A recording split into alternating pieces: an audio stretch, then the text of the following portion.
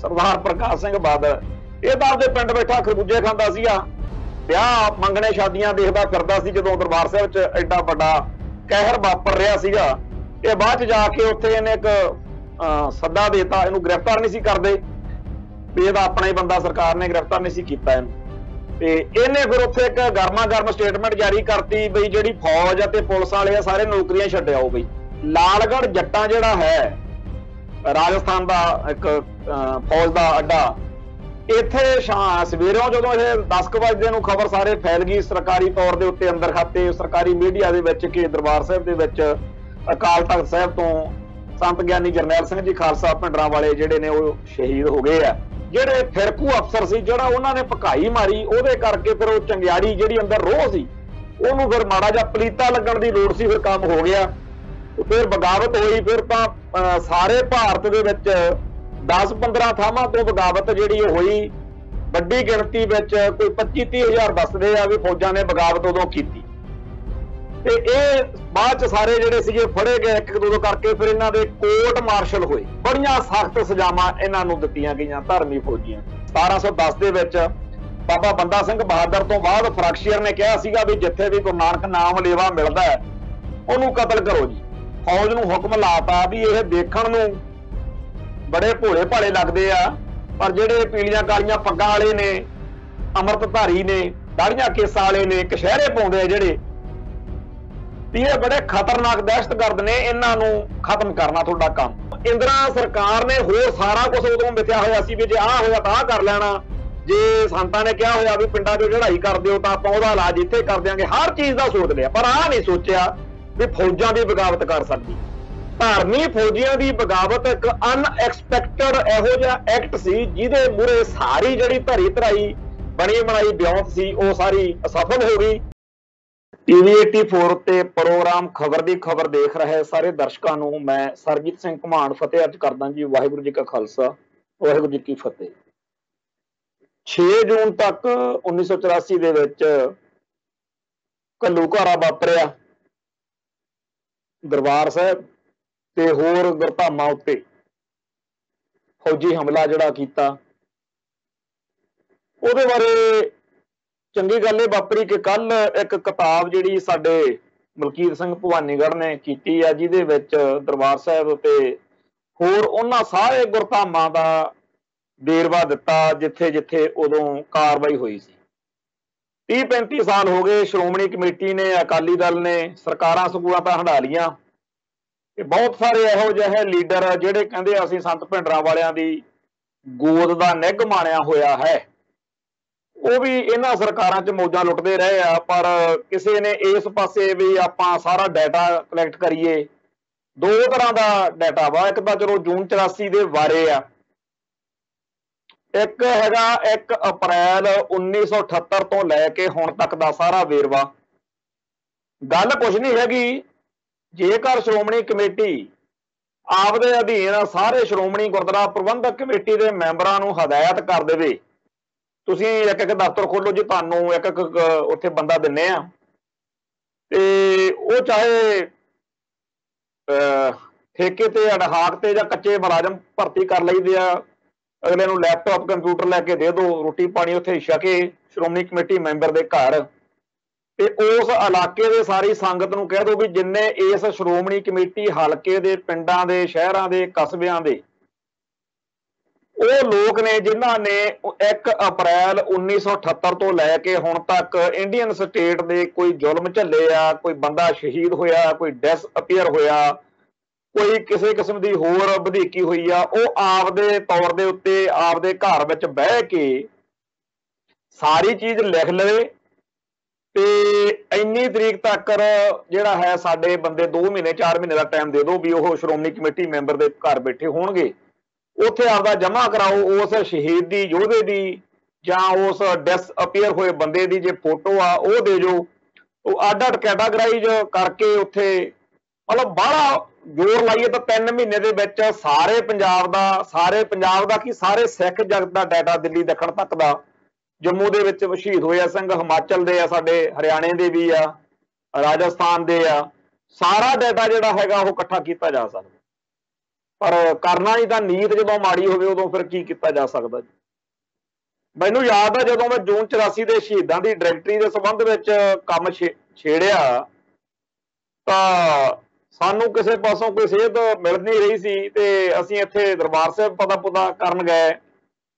ਸਾਨੂੰ ਬੜਿਆਂ ਨੇ ਇਹ ਗੱਲ ਦੱਸੀ ਸੀ ਵੀ ਉੱਥੇ ਇੱਕ ਲਿਸਟ ਲੱਗੀ ਹੋਈ ਆ ਜੀ ਦਰਬਾਰ ਸਾਹਿਬ 'ਚ ਕੇਂਦਰੀ ਸਿੱਖ ਅਜਾਇਬ ਘਰ 'ਚ ਜਿਹਦੇ ਉੱਤੇ ਸ਼ਹੀਦਾਂ ਦੀ ਸਾਰੀ ਹੈ। ਪਰ ਜਦੋਂ ਅਸੀਂ ਪਤਾ ਕੀਤਾ ਤਾਂ ਉਹ ਲੱਗਿਆ ਪਤਾ ਕਿ ਇਹ ਤਾਂ ਜਦੋਂ ਜੇਲ੍ਹਾਂ 'ਚੋਂ ਨਿਕਲੇ ਆ ਅਕਾਲੀ ਲੀਡਰ 84 ਦੇ ਘੱਲੂਘਾਰੇ 'ਚ ਗ੍ਰਿਫਤਾਰੀਆਂ ਹੋਈਆਂ ਉਸ ਤੋਂ ਬਾਅਦ ਜਦੋਂ ਇਹ ਫੜੇ ਹੋਏ ਸੀਗੇ ਚਲੋ ਨਿਕਲੇ ਬਾਹਰ ਤੇ ਇਹਨਾਂ ਦਾ ਕੌਮ ਦੇ ਵਿੱਚ ਪੰਥ 'ਚ ਇਹਨਾਂ ਖਿਲਾਫ ਰੋਸ ਬੜਾ ਸੀਗਾ ਵੀ ਸੰਗਤਾਂ ਦਾ ਘਾਣ ਕਰਾ ਕੇ ਮਰਜੀਵੜੇ ਪਹਿਲਾਂ ਤਾਂ ਸੌਹਾਂ ਖਵਾਈਆਂ ਤੇ ਆਪ ਪੁਰ ਕੇ ਆਰਾਮ ਨਾਲ ਗੱਡੀ 'ਚ ਬਹਿ ਕੇ ਚਲੇ ਗਏ।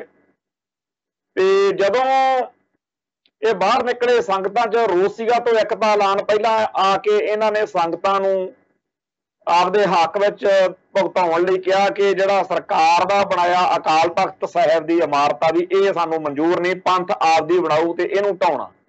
ਉਹ ਮਤਲਬ ਸਾਰਾ ਗੁੱਸਾ ਜਿਹੜਾ ਸੀਗਾ ਫਿਰ ਉਹ ਉਧਰ ਨੂੰ ਚਲੇ ਗਿਆ, ਆਪਾਂ ਸਾਰੇ ਇੱਧਰ ਨੂੰ ਮੁੜ ਪਏ। ਦੂਜਾ ਜਿਹੜਾ ਇਹਨਾਂ ਨੇ ਕਰਤਾ ਵੀ ਜਿਹੜੇ ਬੰਦੇ ਇਸ ਸਾਰੇ ਸਮੇਂ ਦੌਰਾਨ ਅਫੈਕਟਡ ਹੋਏ ਆ, ਪ੍ਰਭਾਵਿਤ ਹੋਏ ਆ ਪਰਿਵਾਰ, ਉਹਨਾਂ ਦੇ ਸਾਨੂੰ ਵੇਰਵਾ ਦੇਣ। ਤੋਂ 10-10 ਹਜ਼ਾਰ ਰੁਪਈਆ ਸਹਾਇਤਾ ਰਾਸ਼ੀ ਦੇ ਰੂਪ ਵਿੱਚ ਉਦੋਂ ਦਿੱਤਾ ਸੀਗਾ। ਉਹ ਫਿਰ ਲਿਸਟ ਉੱਥੇ ਲਾ ਲਈ ਵੀ ਤਾਂ ਕਿ ਜਿਹੜਾ ਲੰਘਦਾ ਕਰਦਾ ਕੋਈ ਬੰਦਾ ਜੇ ਕੋਈ ਅਕਾਲੀ ਲੀਡਰਸ਼ਿਪ ਨੂੰ ਕਵੇ ਕਿ ਤੁਸੀਂ ਕੀ ਕੀਤਾ ਤਾਂ ਉਹ ਕਹਿਣ ਜੀ ਆਓ ਦੇਖੋ ਉੱਥੇ ਲਿਸਟ ਲੱਗੀ ਹੋਈ ਹੈ। ਹੁਣ 10-10 ਹਜ਼ਾਰ ਰੁਪਈਆ ਲੈਣ ਲਈ ਜਿਹੜੇ ਵੱਡੇ ਸਾਡੇ ਬੋਢੀ ਜਰਨੈਲ ਸੀ ਜਾਂ ਹੋਰ ਸੀ ਉਹਨਾਂ ਨੇ ਤਾਂ ਵਿੱਚ ਲਿਖਾਉਣਾ ਨਹੀਂ ਸੀ ਨਾ। ਸੋ ਇਸ ਕਰਕੇ ਨਾ ਤਾਂ ਉੱਥੇ ਸੰਤ ਗਿਆਨੀ ਜਰਨੈਲ ਸਿੰਘ ਜੀ ਖਾਲਸਾ ਭਿੰਡਰਾਂ ਵਾਲਿਆਂ ਦਾ ਜਾਂ ਹੋਰ ਜਿੰਨੇ ਅਹਿਮ ਗੁਰਸਿੱਖ ਪਿਆਰੇ ਸ਼ਹੀਦ ਹੋਏ ਆ ਜਾਂ ਉਹਨਾਂ ਦਾ ਤਾਂ ਉਹ 'ਚ ਕੋਈ ਵੇਰਵਾ ਨਹੀਂ ਸੀ, ਨਾ ਗ੍ਰਿਫਤਾਰੀਆਂ ਵਾਲਿਆਂ 'ਚ ਸੀਗਾ। ਹੁਣ ਉਹ ਜਿਹੜੇ ਖਾੜਕੂ ਯੋਧੇ ਫੜੇ ਗਏ ਅੰਦਰੋਂ ਲੜਦੇ ਹੋਏ ਉਹਨਾਂ ਦੇ ਟੱਬਰਾਂ ਨੇ ਥੋੜੀ ਲਿਖਾਉਣਾ ਸੀਗਾ ਵੀ ਸਾਡੇ ਯੋਧੇ ਨੇ ਇੱਥੇ ਲੜਾਈ ਕੀਤੀ ਆ ਜੀ ਹੁਣ ਉਹ ਫੜਿਆ ਗਿਆ। ਪਰ ਫਿਰ ਵੀ ਬਹੁਤ ਸਾਰੇ ਜਿਹੜੇ ਸਿੱਖ ਸੀਗੇ ਉਹ 1000 ਤੋਂ ਘੱਟ ਦੀ ਲਿਸਟ ਬਹੁਤ ਜ਼ਿਲ੍ਹਾ ਵਾਈਜ਼ ਉੱਥੇ ਬਣਾ ਕੇ ਲਾਈ ਹੋਈ ਆ। ਉਹ ਸਾਨੂੰ ਵੀ ਚਲੋ ਕਾਪੀ ਉਹਦੀ ਮਿਲ ਗਈ, ਖਰੜਾ ਉਹਦਾ ਮਿਲ ਗਿਆ ਤੇ ਉਹਦੇ ਤੋਂ ਜਦੋਂ ਅਸੀਂ ਪਿੰਡ ਸ਼ਹਿਰ ਜਾਣਾ ਸ਼ੁਰੂ ਕੀਤਾ ਹੁਣ ਉਹ ਗਾਂਹ ਪਤਾ ਲੱਗਿਆ ਵੀ ਇਹ ਤਾਂ ਬੰਦੇ ਜਿਉਂਦੇ ਨੇ। ਇੱਕ ਫੋਟੋ ਬੜੀ ਪ੍ਰਚਲਿਤ ਆ, ਸਰਬਜੀਤ ਸਿੰਘ ਮਾਣੇ ਮੱਲੀਆਂ ਉਹਦਾ ਨਾਂ, ਜਦੋਂ ਅਸੀਂ ਗਏ ਉਹ ਗਾਹਾਂ ਜਿਉਂਦਾ ਬੈਠਾ। ਤੁਸੀਂ ਆਪਾਂ ਸਾਰਿਆਂ ਨੇ ਉਹਦੀ ਫੋਟੋ ਜਿਹੜੀ ਆ ਸਿੰਘ ਦੀ ਉਹ ਵਰਤੀ ਆ ਜਿਹਦੇ ਵਿੱਚੋਂ ਕੇਸ ਉਹਦੇ ਸਿਰ ਦੇ ਉੱਤੇ ਕੇਸ ਕੀ ਸਜਾਈ ਆ, ਏਦਾਂ ਬੰਗੜਾ ਪਾਇਆ, ਲਹੂ ਲਹਾਣ ਹੋਇਆ, ਕੰਧ ਨਾਲ ਉਹ ਬੈਠਾ। ਉਹਦਾ ਪਿੰਡ ਮਾਣੇ ਮੱਲੀਆਂ ਮਾਂ ਖਾਲੜੇ ਦੇ ਕੋਲ। ਉਹ ਹੁਣ ਆੜਤ ਦਾ ਕੰਮ ਕਰਦਾ ਤੇ ਆ ਮੇਰਾ ਕਾਫੀ ਉਹਦੇ ਨਾਲ ਮੋਹ ਪਿਆਰ ਬਣਿਆ ਹੈ। ਗੁਰੂ ਨਾਨਕ ਦੇਵ ਯੂਨੀਵਰਸਿਟੀ ਦੇ ਬਿਲਕੁਲ ਨਾਲ ਉਹਦਾ ਘਰ ਵਾ। ਤੇ ਪਿਛਲੇ ਦਿਨਾਂ 'ਚ ਕਈ ਪੱਤਰਕਾਰ ਭਾਈਚਾਰੇ ਵਾਲੇ ਉਹਦੀਆਂ ਇੰਟਰਵਿਊ ਕਰਨ ਲਈ ਮੈਨੂੰ ਕਹਿੰਦੇ ਰਹੇ ਵੀ ਉਹ ਜਿਹੜਾ ਸਿੰਘ ਆ ਉਹ ਚੜ੍ਹਦੀ ਕਲਾ 'ਚ ਜਿਉਂਦਾ। ਬੜੇ ਇਹੋ ਜਿਹੇ ਹੋਰ ਜਿਉਂਦੇ ਚੜ੍ਹਦੀ ਕਲਾ 'ਚ ਵੀ ਮਿਲੇ ਉਹਨਾਂ ਤੋਂ, ਚਲੋ ਅੰਦਰ ਲੈ ਹੋਰ ਉਹਨੂੰ ਫੋਟੋ ਦਿਖਾ ਕੇ ਪੁੱਛਣਾ ਵੀ ਇਹਦਾ ਦੱਸ। ਉਹ ਕਿਸੇ ਨੇ ਕਹਿਣਾ ਜੀ ਇਹ ਭੱਠਣ ਵਾਲੇ ਕਰਤਾਰ ਹੋਣੀ ਆ, ਕਰਤਾਰ ਸਿੰਘ ਭੱਠਣ ਦੇ ਘਰੇ ਜਾਣਾ, ਉਹਨੇ ਕਹਿਣਾ ਜੀ ਆਹ ਫਲਾਨਾ ਬੈਠਾ। ਉਹ ਇਹਦਾ ਗਾਂਹ ਦੀ ਗਾਂਹ ਉਦੋਂ ਜੋ ਜਿਵੇਂ ਕਹਿੰਦੇ ਆ ਮੋਮਬੱਤੀ ਨਾਲ ਮੋਮਬੱਤੀ ਜਗਾਈ ਗਏ। ਜਦੋਂ ਸ਼ਹੀਦੀ ਡਾਇਰੈਕਟਰੀ ਜਿਹੜੀ ਸੀ ਉਹ ਤਿਆਰ ਹੋ ਗਈ। ਹੁਣ ਇਸ ਵੇਲੇ ਸਾਡੀ ਕੌਮ ਦੇ ਵਿੱਚ ਕਾਫੀ ਜ਼ਿਆਦਾ ਅਵੇਅਰਨੈਸ ਆਈ ਆ ਤੇ ਕਈ ਜਿਹੜੇ ਅੱਡ-ਅੱਡ ਕੰਮ ਕਰਨ ਵਾਲੇ ਆ, ਜਿਵੇਂ ਮਲਕੀਤ ਸਿੰਘ ਭਵਾਨੀਗੜ੍ਹ ਨੇ ਕੀਤਾ ਬਈ ਉਹ ਗੁਰਧਾਮਾਂ ਦਾ ਕਰ ਲਿਆ ਸਾਰਿਆਂ ਦਾ। ਇਵੇਂ ਹੀ ਜਿਹੜੇ ਹੈਗੇ ਆ ਕਈ ਪ੍ਰੋਜੈਕਟ ਨੇ ਜਿਹੜੇ ਕਰਨ ਵਾਲੇ ਨੇ, ਜਿਵੇਂ ਕਾਰ ਸੇਵਾ ਵਾਲੇ ਉਹ ਸਿੰਘ, ਉਹਨਾਂ ਦੀ ਇੱਕ ਬੁਕਲੇਟ ਛਪਣੀ ਚਾਹੀਦੀ ਆ। ਜਿਹੜੇ 30 ਜਾਣੇ ਬਾਬਾ ਸ਼ੀਸ਼ਾ ਸਿੰਘ ਦੇ ਜਥੇ ਦੇ ਸਿੰਘ ਹਜੂਰ ਸਾਹਿਬ ਤੋਂ ਪਰਨ ਕਰਕੇ ਆਏ ਸੀ ਕਿ ਅਸੀਂ ਆਪਦੇ ਸੀਸ ਇੱਥੇ ਲਿਖੇ ਲਾਵਾਂਗੇ। ਉਹਨਾਂ ਚੋਂ 5 ਜਾਣੇ ਆਪਣਾ ਜਿਹੜਾ ਗਵਾਲੀਅਰ ਸਾਹਿਬ ਗੁਰਦੁਆਰਾ ਉੱਥੋਂ ਚੜ੍ਹ ਕੇ 35 ਹੋ ਗਏ। ਇਹਨਾਂ ਚੋਂ 30 ਜਾਣੇ ਸ਼ਹੀਦ ਹੋਏ ਨੇ। ਕਮਾਲ ਦੀ ਗੱਲ ਆ, 30 ਉੱਥੋਂ ਤੁਰੇ ਸੀਗੇ ਤੇ 30 ਸ਼ਹੀਦ ਹੋਏ ਆ। 5 ਉਹਨਾਂ ਚੋਂ ਚੜ੍ਹਦੀ ਕਲਾ 'ਚ ਭਗਵਾਨ ਸਿੰਘ ਆ, ਜਲੰਧਰ ਵਾ ਰਹਿੰਦਾ ਉਹ। ਤੇ ਇੱਕ ਪੰਛੀ ਕਰਕੇ ਆ ਉਹ ਗੁਰੂ ਸਰ ਮਹਾਰਾਜ ਬਠਿੰਡੇ ਵੱਲ ਜਿਹੜਾ ਗੁਰਦੁਆਰਾ ਸਾਹਿਬ ਆ 6ਵੇਂ ਪਾਤਸ਼ਾਹ ਦਾ ਸਥਾਨ ਆ, ਉੱਥੇ ਸੇਵਾ ਕਰਦਾ। ਤੇ ਜਿਹੜਾ ਮਰਿੰਡੇ ਗੁਰਦੁਆਰਾ ਸਾਹਿਬ ਬਣਿਆ ਹੋਇਆ ਜਿੱਥੇ ਸਾਹਿਬਜ਼ਾਦਿਆਂ ਨੂੰ ਗ੍ਰਿਫਤਾਰ ਕਰਕੇ ਲੈ ਕੇ ਗਏ ਸੀ ਕੋਤਵਾਲੀ ਸਾਹਿਬ, ਉਹ ਇੱਕ ਸਿੰਘ ਉੱਥੇ। ਇਹ 5 ਸਿੰਘ ਆ ਪੰਜਾਬ ਦੇ ਵਿੱਚ, ਜਾਣੀ ਕਿ ਉਹਨਾਂ ਚੋਂ 30 ਜਾਣੇ। ਇਹਨਾਂ ਦਾ ਆਈ ਵਿਟਨੈਸ ਅਕਾਊਂਟ ਰਿਕਾਰਡ ਕਰਨ ਦੀ ਲੋੜ ਆ ਤੇ ਖਾਸ ਤੌਰ ਤੇ ਉਹਨਾਂ 30 ਦਾ ਵੇਰਵਾ ਦੇ ਕੇ ਤੇ ਉਹ ਜਦੋਂ ਆਪਾਂ ਕਈ ਕਹਿੰਦੇ ਆ ਜੀ ਇਹ ਕਾਰ ਸੇਵਾ ਵਾਲਿਆਂ ਨੇ ਕੀ ਕੀਤਾ, ਇਹਨਾਂ ਨੇ, ਉਹਨਾਂ ਦੀ ਇਹ ਚਲੋ ਨੈਗੇਟਿਵ ਪੱਖ ਵੀ ਉਹਦਾ, ਜਿਹੜਾ ਉਹਨਾਂ ਦਾ ਪੋਜ਼ਿਟਿਵ ਪੱਖ ਆ ਕਿ ਜਦੋਂ ਸੀਸ ਤਲੀ ਤੇ ਧਰ ਕੇ ਲੜਨ ਦੀ ਲੋੜ ਸੀ ਉਦੋਂ ਵੀ ਇਹਨਾਂ ਨੇ ਕੀਤਾ। ਜਿਹੜਾ ਭਾਈ गढ़ी लंगड़ी वाला भलवान दलवीर सिंह भलवान, बहुत गुरसिख परिवार आ हरियाणे दे, बहुत ज्यादा इन्हां च हरियाणे दे सी। एक इन्हां दी आपां नूं लोड़ आ भी डायरैक्टरी तैयार हो जे। फिर जिहड़ा एक बहुत ही ज्यादा जरूरी काम करन वाला ਉਹ हैगा ਧਾਰਮੀ फौजियां ਦਾ। ਜਿਹੜੇ ਧਾਰਮੀ फौजी ਸੀਗੇ जी, ਉਹਨਾਂ ਦੀ ਅਹਿਮੀਅਤ ਹੀ नहीं ਪਛਾਣ ਸਕੇ ਆਪਾਂ। इस गल का तो बहुत घट लोगों को पता भी जदों बादल जिहड़ा है सरदार प्रकाश सिंह बादल, ये तो आपके पिंड बैठा खरबूजे खांदा सीगा, ब्याह मंगने शादियां देखदा फिरदा सी, जदों दरबार साहिब च एडा वड्डा कहर वापर रहा सीगा। बाद में चंडीगढ़ जाके 2-3 दिन बाद जदों 6 तो 8 ਜਾਂ 8 तरीक की शायद गल हो, ये बाद जाके उत्थे इन्हें एक सद्दा देता, इनू गिरफ्तार नहीं सी करदे भी इहदा अपना ही बंदा, सरकार ने गिरफ्तार नहीं सी कीता इहनूं। ਤੇ ਇਹਨੇ ਫਿਰ ਉੱਥੇ ਇੱਕ ਗਰਮਾ ਗਰਮ ਸਟੇਟਮੈਂਟ ਜਾਰੀ ਕਰਤੀ ਬਈ ਜਿਹੜੀ ਫੌਜ ਅਤੇ ਪੁਲਿਸ ਵਾਲੇ ਆ ਸਾਰੇ ਨੌਕਰੀਆਂ ਛੱਡਿਆਓ ਬਈ।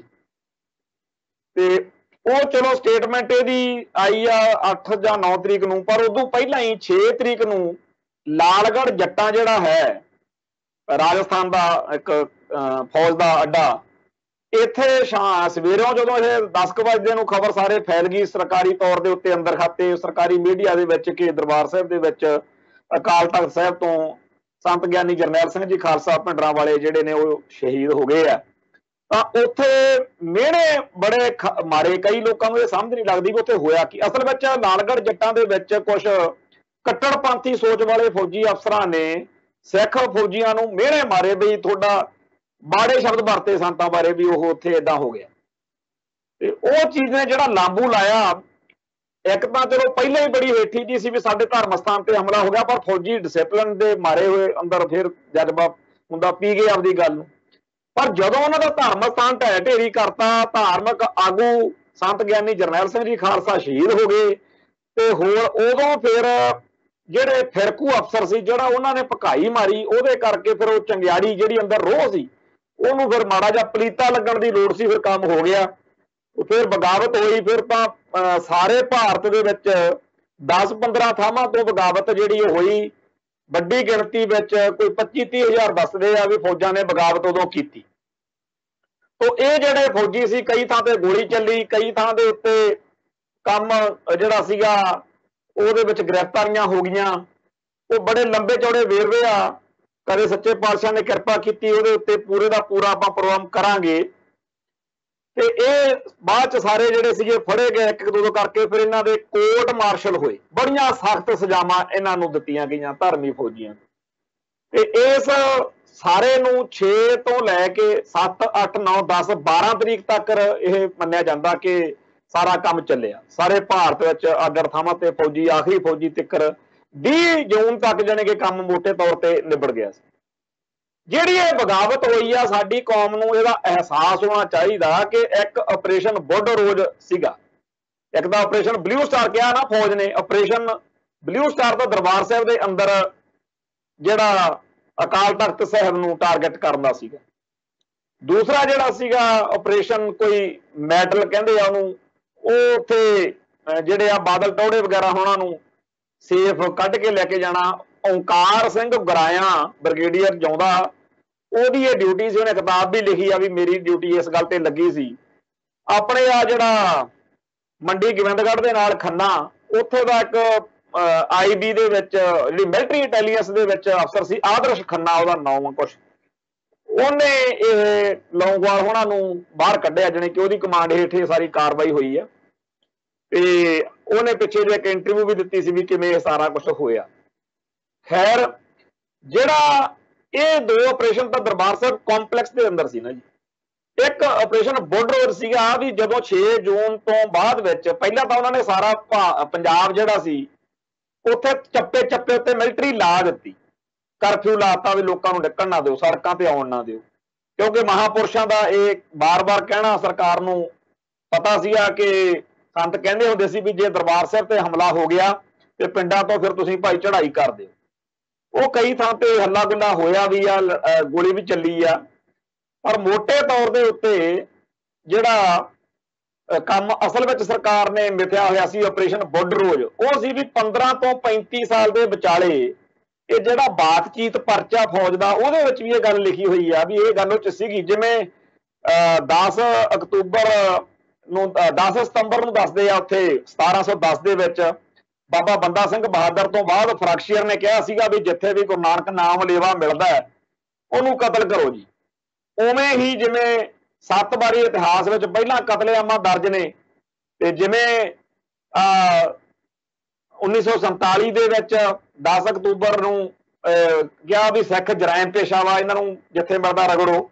ਤੇ ਇਵੇਂ ਹੀ ਇਹ ਗੱਲ ਹੋਈ ਕਿ ਫੌਜ ਨੂੰ ਹੁਕਮ ਲਾਤਾ ਵੀ ਇਹ ਦੇਖਣ ਨੂੰ ਬੜੇ ਭੋਲੇ ਭਾਲੇ ਲੱਗਦੇ ਆ, ਪਰ ਜਿਹੜੇ ਪੀਲੀਆਂ ਕਾਲੀਆਂ ਪੱਗਾਂ ਵਾਲੇ ਨੇ, ਅੰਮ੍ਰਿਤਧਾਰੀ ਨੇ, ਦਾੜੀਆਂ ਕੇਸਾਂ ਵਾਲੇ ਨੇ, ਕਸ਼ਹਿਰੇ ਪਾਉਂਦੇ ਆ ਜਿਹੜੇ, ਵੀ ਇਹ ਬੜੇ ਖਤਰਨਾਕ ਦਹਿਸ਼ਤਗਰਦ ਨੇ, ਇਹਨਾਂ ਨੂੰ ਖਤਮ ਕਰਨਾ ਤੁਹਾਡਾ ਕੰਮ। ਸੋ 15 ਤੋਂ 35 ਇਹ ਜਦੋਂ ਗੱਲ ਪਿੰਡਾਂ 'ਚ ਫੈਲ ਰਹੀ ਵੀ 15 ਤੋਂ 35 ਸਾਲ ਦੇ ਵਿਚਾਲੇ ਸਾਰੇ ਮਾਰ ਦੇਣੇ ਆ, ਤਾਂ ਬਹੁਤ ਸਾਰੇ ਡਰਦੇ ਮਾਰੇ ਇੱਧਰ ਉੱਧਰ ਭੱਜੇ, ਕੁਝ ਬਾਰਡਰ ਕ੍ਰੋਸ ਕਰ ਗਏ, ਕੁਝ ਇਸ ਕੋਸ਼ਿਸ਼ ਵਿੱਚ ਫੜੇ ਗਏ, ਕੁਝ ਸ਼ਹੀਦ ਵੀ ਹੋਏ। ਇਹ ਜਿਹੜਾ ਸਾਰਾ ਕੁਝ ਵਾਪਰ ਰਿਹਾ ਸੀ, ਇਹ ਜਦੋਂ ਫੌਜਾਂ ਨੂੰ ਪਤਾ ਲੱਗਿਆ ਉੱਥੇ ਤਾਂ ਗੱਲ ਚੱਲਦੀ ਦੇ ਵਿੱਚ ਕਿ ਸਾਡੇ ਪਿੰਡਾਂ ਦੇ ਵਿੱਚ ਚਲੋ ਠੀਕ ਆ ਦਰਬਾਰ ਸਾਹਿਬ ਦੇ ਵਿੱਚ ਗੱਲ ਵਾਪਰੀ, ਹੁਣ ਤਾਂ ਸਾਡੇ ਪਿੰਡਾਂ 'ਚ ਭੈਣਾਂ ਭਰਾਵਾਂ ਨੂੰ ਮਾਰਨ ਲੱਗੇ, ਇਹਦਾ ਮਤਲਬ ਕਹਾਣੀ ਕੋਈ ਹੋਰ ਹੈ। ਸੋ ਉਹਦੇ ਵਿੱਚ ਜਿਹੜਾ ਇਹ ਕੰਮ ਹੋਇਆ ਵੀ ਦਰਬਾਰ ਸਾਹਿਬ ਦੇ ਉੱਤੇ ਹਮਲੇ ਵਾਲੀ ਗੱਲ ਤੋਂ ਬਾਅਦ ਆਲੇ ਦੁਆਲੇ, ਉਹ ਜਦੋਂ ਫੌਜਾਂ ਨੂੰ ਪਤਾ ਲੱਗਿਆ ਫਿਰ ਇਹ ਬਗਾਵਤ ਬੜੇ ਵੱਡੇ ਪੱਧਰ ਤੇ ਫੈਲੀ। ਸੋ ਜਦੋਂ ਇੰਦਰਾ ਸਰਕਾਰ ਨੇ ਹੋਰ ਸਾਰਾ ਕੁਝ ਉਦੋਂ ਮਿਥਿਆ ਹੋਇਆ ਸੀ ਵੀ ਜੇ ਆਹ ਹੋਇਆ ਤਾਂ ਆਹ ਕਰ ਲੈਣਾ, ਜੇ ਸੰਤਾਂ ਨੇ ਕਿਹਾ ਹੋਇਆ ਵੀ ਪਿੰਡਾਂ 'ਚੋਂ ਚੜ੍ਹਾਈ ਕਰ ਦਿਓ ਤਾਂ ਆਪਾਂ ਉਹਦਾ ਇਲਾਜ ਇੱਥੇ ਕਰ ਦਿਆਂਗੇ, ਹਰ ਚੀਜ਼ ਦਾ ਸੋਚ ਲਿਆ, ਪਰ ਆਹ ਨਹੀਂ ਸੋਚਿਆ ਵੀ ਫੌਜਾਂ ਵੀ ਬਗਾਵਤ ਕਰ ਸਕਦੀ। ਧਾਰਮੀ ਫੌਜੀਆਂ ਦੀ ਬਗਾਵਤ ਇੱਕ ਅਨਐਕਸਪੈਕਟਡ ਇਹੋ ਜਿਹਾ ਐਕਟ ਸੀ ਜਿਹਦੇ ਮੂਹਰੇ ਸਾਰੀ ਜਿਹੜੀ ਧਰੀ ਧਰਾਈ ਬਣੀ ਬਣਾਈ ਬਿਉਂਤ ਸੀ ਉਹ ਸਾਰੀ ਅਸਫਲ ਹੋ ਗਈ।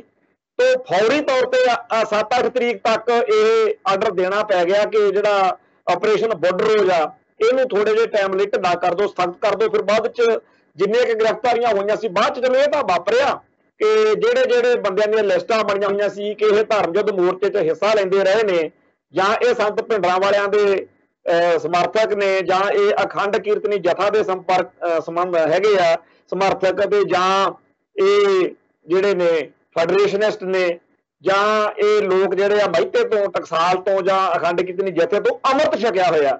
ਤੋਂ ਇਹ ਲਿਸਟਾਂ ਬਣਾ ਕੇ ਬਾਅਦ ਵਿੱਚ ਕਾਫੀ ਕੁਝ ਉਹਦੇ 'ਚ ਵਾਪਰਿਆ। ਪਰ ਜਿਹੜਾ ਆਪਰੇਸ਼ਨ ਬਾਰਡਰ ਉਹਦੇ ਸ਼ਰੇਆਮ 15 ਤੋਂ 35 ਸਾਲ ਦੇ ਵਿਚਾਲੇ ਸਿੱਖ ਜਵਾਨੀ ਦਾ ਘਾਣ ਕਰਨ ਵਾਲਾ ਸੀ, ਉਹ ਧਾਰਮੀ ਦੇ ਕਰਕੇ ਬਚਾਅ ਹੋ ਗਿਆ।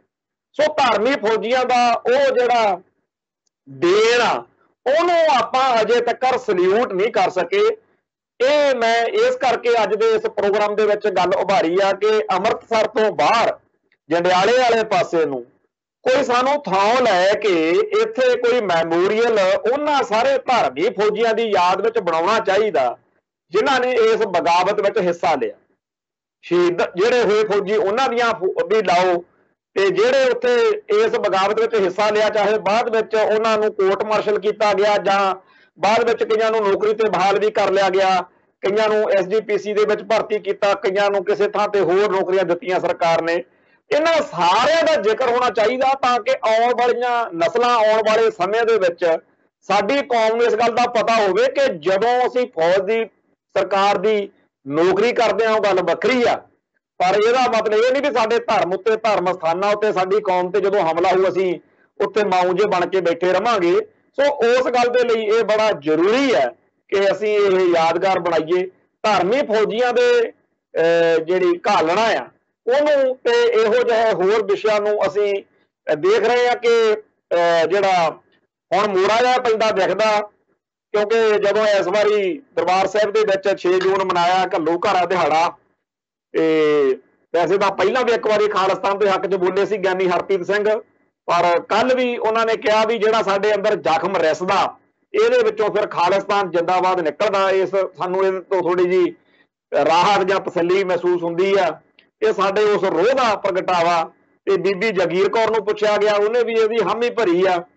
ਇਹ ਜਿਹੜਾ ਹੁਣ ਮੋੜਾ ਜਿਹਾ ਪੈਂਦਾ ਦਿਖਦਾ, ਬੇਸ਼ੱਕ ਇਹ ਪੰਥਕ ਜਿਹੜਾ ਬੁਰਕਾ ਜਾਂ ਪੰਥਕ ਏਜੰਡਾ ਉਹਦੇ ਵੱਲ ਨੂੰ ਮੁੜਨ ਦਾ ਬਾਦਲ ਦਲ ਦਾ ਹੈਗਾ ਵੀ ਵੋਟਾਂ ਬਾਟਾਂ ਆਉਂਦੀਆਂ ਨੇ, ਕਿਉਂਕਿ ਬੜੀ ਦੂਰੀ ਬਣੀ ਹੋਈ ਆ ਪੰਥ ਅਤੇ ਬਾਦਲਕਿਆਂ ਦੇ ਵਿੱਚ। ਪਰ ਜੇ ਹੋ ਸਕੇ ਇਸ ਵਾਰ ਇਹੋ ਜਿਹੇ ਕੁਝ ਕਾਰਜ ਅਕਾਲ ਤਖਤ ਦੇ ਜਥੇਦਾਰ ਤੋਂ ਜਾਂ ਸ਼੍ਰੋਮਣੀ ਕਮੇਟੀ ਦੇ ਪ੍ਰਧਾਨ ਤੋਂ, ਚਾਹੇ ਵੋਟਾਂ ਦੇ ਲਾਲਚ ਨੂੰ ਹੀ ਕਰ ਦੇਣ, ਕੁਛ ਤਾਂ ਕਰਨ, ਕਿਉਂਕਿ ਪਹਿਲਾਂ ਆਪਾਂ ਸ਼ਹੀਦਾਂ ਦੀ ਯਾਦਗਾਰ ਅੰਦਰ ਬਣਵਾ ਲਈ ਆ। ਸੋ ਮੈਂ ਸਮੁੱਚੇ ਸਿੱਖ ਜਗਤ ਨੂੰ ਇਸ ਪ੍ਰੋਗਰਾਮ ਰਾਹੀਂ ਇਹ ਸੁਨੇਹਾ ਦਿੰਦਾ ਕਿ ਵੱਧ ਤੋਂ ਵੱਧ ਮਤੇ ਪਾਸ ਕਰਕੇ ਸ਼੍ਰੋਮਣੀ ਕਮੇਟੀ ਦੇ ਪ੍ਰਧਾਨ ਨੂੰ, ਅਕਾਲ ਤਖਤ ਦੇ ਜਥੇਦਾਰ ਨੂੰ ਭੇਜੋ ਕਿ ਜਿਹੜੇ ਕਾਰਸੇ ਵਾਲੇ ਸਿੰਘ ਸੀ ਉਹਨਾਂ ਬਾਰੇ, ਤੇ ਜਿਹੜੇ ਸਾਡੇ ਧਰਮੀ ਫੌਜੀ ਸੀ ਉਹਨਾਂ ਬਾਰੇ, ਤੇ ਹੋਰ ਵੀ ਜਿਹੜੇ ਸਿੰਘਾਂ ਨੇ ਇਹਦੇ ਵਿੱਚ ਸੇਵਾ ਕੀਤੀ ਆ ਉਹਨਾਂ ਦੇ ਬਾਰੇ ਯਾਦਗਾਰਾਂ ਬਣਾਈਆਂ ਜਾਣ। ਸੋ ਅੱਜ ਦਾ ਪ੍ਰੋਗਰਾਮ ਆਪਾਂ ਇੱਥੇ ਸਮਾਪਤ ਕਰਦੇ ਹਾਂ। ਕੱਲ ਨੂੰ ਆਪਾਂ ਫੇਰ ਮਿਲਾਂਗੇ ਜੀ। ਨਾਨਕ ਨਾਮ ਚੜ੍ਹਦੀ ਕਲਾ, ਤੇਰੇ ਭਾਣੇ ਸਰਬੱਤ ਦਾ ਭਲਾ। ਵਾਹਿਗੁਰੂ ਜੀ ਕਾ ਖਾਲਸਾ, ਵਾਹਿਗੁਰੂ ਜੀ ਕੀ ਫਤਿਹ।